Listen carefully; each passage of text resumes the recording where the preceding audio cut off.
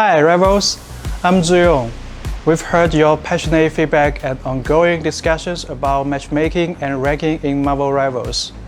Your voices matter, and we want to give you a transparent look into how these systems work and what we are doing to improve them. Quick heads up, any numbers used are for illustrative purpose only, and the calculation process is also simplified for easier understanding and does not represent the full detailed formulas.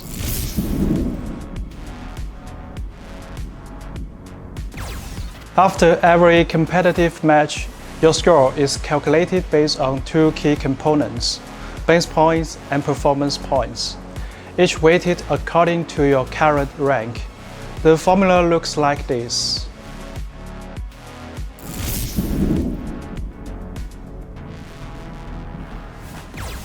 This depends on match outcome, your current competitive score, average competitive score of the enemy team. First, the match result determines whether you gain or lose points. Win and you will gain points, lose and you will lose points.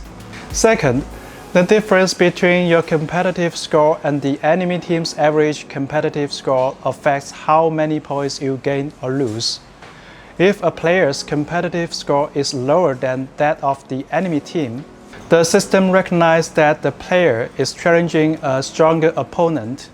In this case, a victory will grant an extra bonus to the base points, while a defeat will result in fewer points deductions.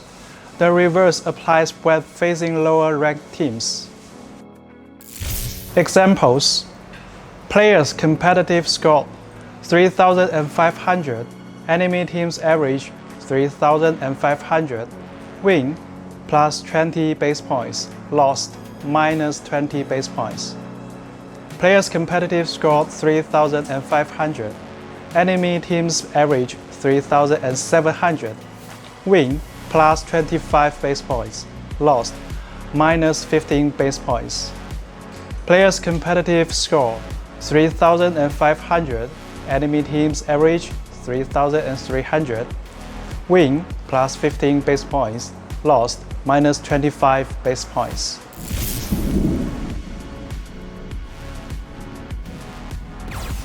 This reflects your individual performance tailored to your hero's role. Performance points reflect how well you played during the match. Because heroes in Marvel Rivals have widely different powers and roles, we don't just tally up stats.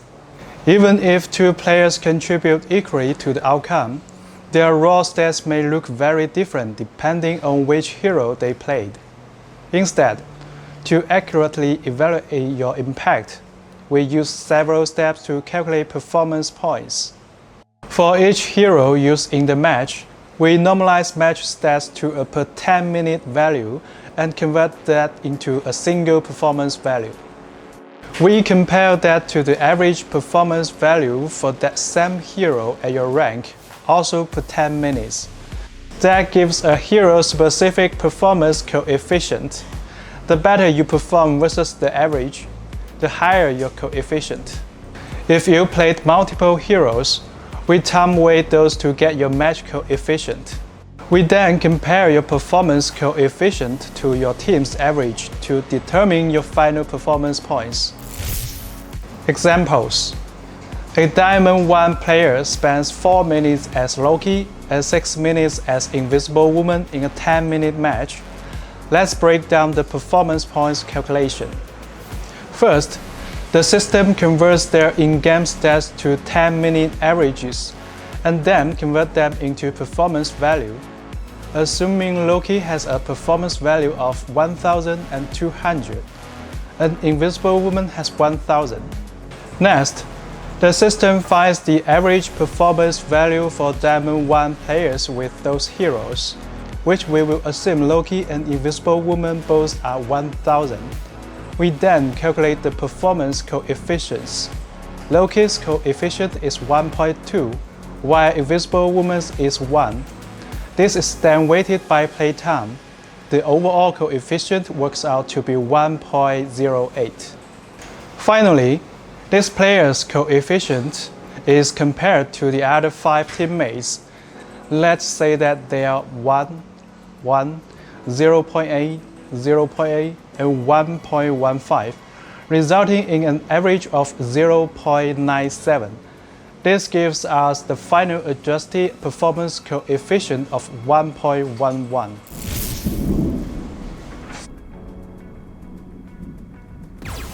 Once both your base points and performance points are calculated, your final score is determined by weighting these two parts.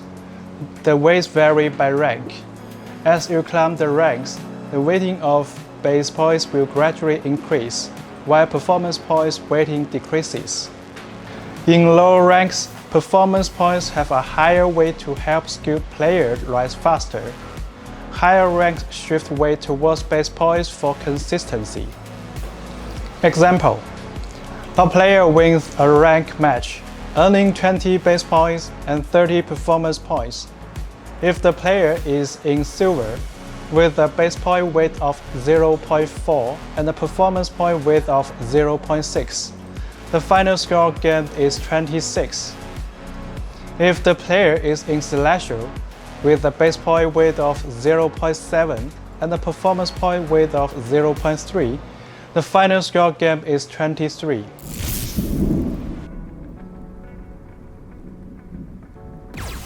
Our players hail from all corners of the globe, each with different time zones and connection speeds.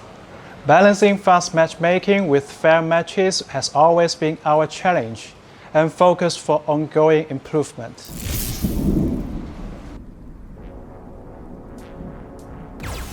In Marvel Rivals, players are matched based on server node selection, team composition, competitive score.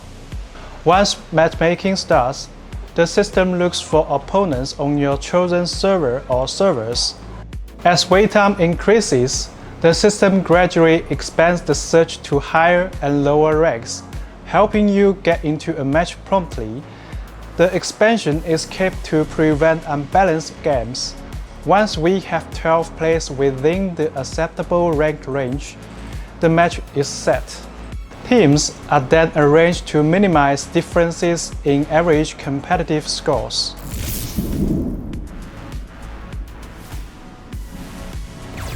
Team matchmaking is based on team size. For fairness, a 6-player team will only face another 6-player team. Finding an exact match can take time when taking into account all the factors, like competitive scores, server selection, etc. Since launch, 5-player teams have been disabled to protect solos. For other team size, the system opens up to more combinations as wait time increases. Take a 4-player team, for example. The first system tries to match with another 4-player team, but if none are promptly found, it will eventually expand to mixed teams like 4-1-1 versus 3-2-1. Longer waits means broader competitive scores ranges, and reaching the upper limit of the range can result in a difference in scores between the two teams. From the matchmaking results, this would appear to be an unbalanced battle. However, tightening the rules would mean much longer waits and a bad experience. This is the core challenge: balancing matchmaking quality and speed. Team kills make this speed versus quality trade-off more noticeable. At higher ranks, there are fewer players and they are spread across different servers, so this happens more often. So, after careful review, starting in Season 3.5, we've temporarily restricted teams of 4 or 6 players from matchmaking at higher ranks, where their balanced matches are harder to find. Moving forward, we will continue to explore new solutions to better meet the diverse needs of players.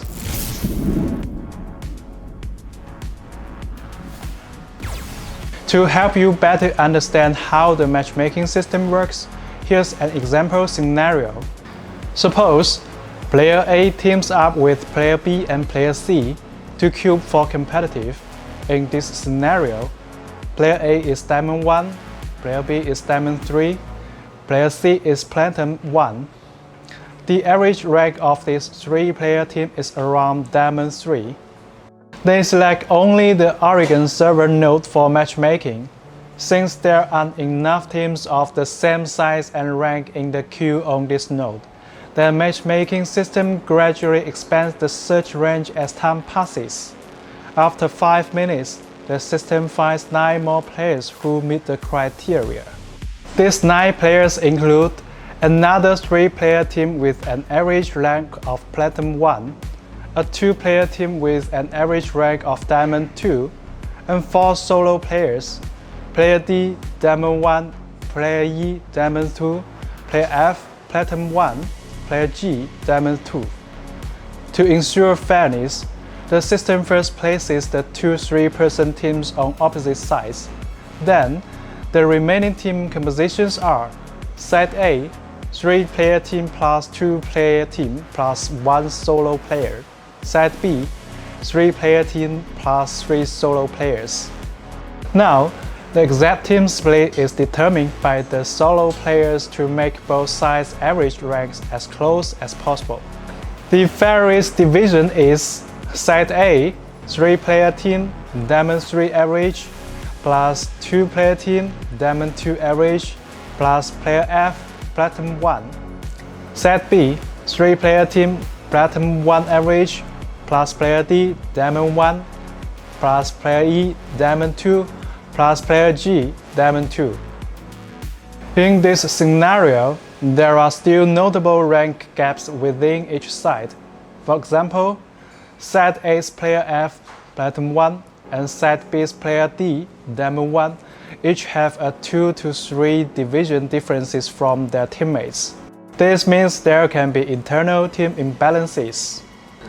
Assume once the match begins, the role selections are as follows.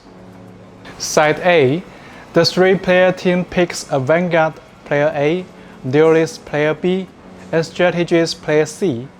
The 2-player team chooses a Vanguard and a Duelist. Player F, a Duelist main, sticks with his preferred role instead of filling the missing Strategist slot. To balance the team, the Duelist Player B from the 3-player team fills as a Strategist. Side B, the 3-player team picks a Vanguard, Duelist, a Strategist. Player D picks an additional Strategist. Player E picks another Vanguard. Player G picks another Duelist. We believe that this is a situation many players have encountered before. In this case, Side B has a strategic advantage, as all 6 players are playing their main roles. On Side A, a Duelist main is forced to fill as a Strategist. And the lowest ranked player is also playing Duelist, which may weaken the team's synergy.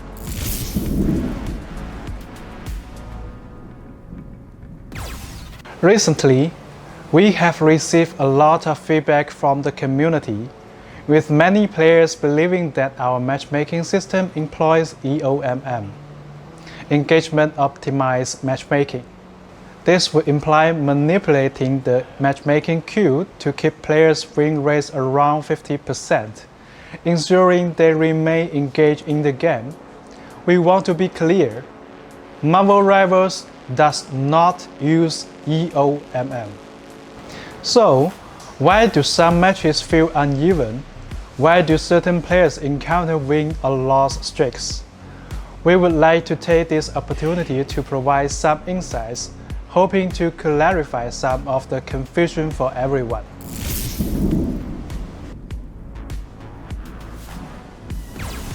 In a competitive two-sided game, the fewer players on each side, the more accurately the competitive score reflects individual skill.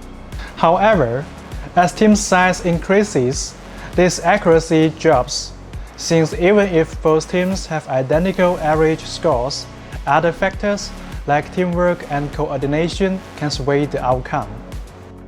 Additionally, because we don't lock roles, players might end up playing a role they are less comfortable with, which means they may not perform at their rank's full potential. Even if you are assigned your preferred role, playing a hero you are less skilled with can also affect your impact in the match. So, why don't we add role queue?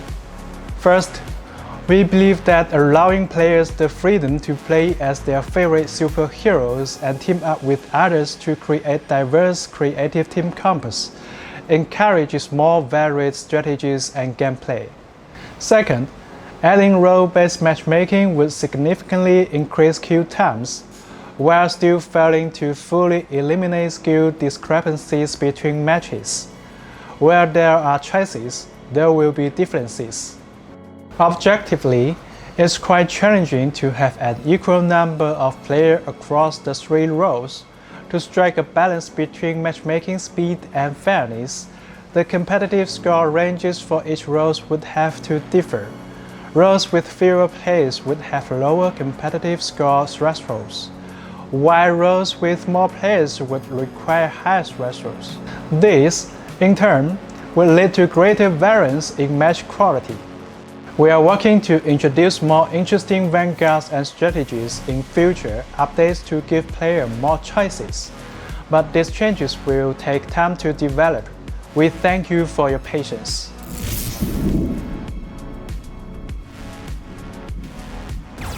Statistically, win and loss streaks are a matter of probability.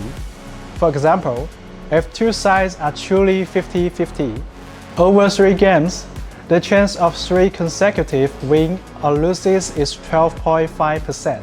Over 10 games, the chance of 3 or more wins or losses in a row rises to 50%. So, over enough games, everyone will eventually experience win or loss streaks.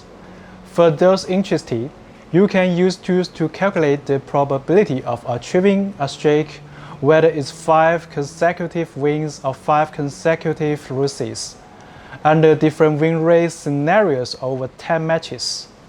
Of course, the game isn't pure math. Several in-game factors can increase the likelihood and impact of streaks, making these experiences feel more pronounced. For example, team average scores are rarely perfectly balanced, so actually win rates may not be exactly 50%. When queuing consecutively, you may face some of the same players in back-to-back games, which can carry over the outcome chance from previous matches. This is even more common in team matchmaking, where the pool of available combinations is smaller, especially during off-peak hours or in less populated regions. Even if the probability of a streak occurring is just 1%, Marvel Rivals' large player base means many will experience them.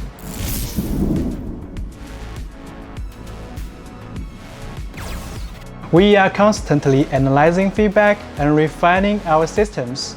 Your trust and input help us shape a better experience. Thank you for being part of the Marvel Rivals community. We are excited to keep improving with you.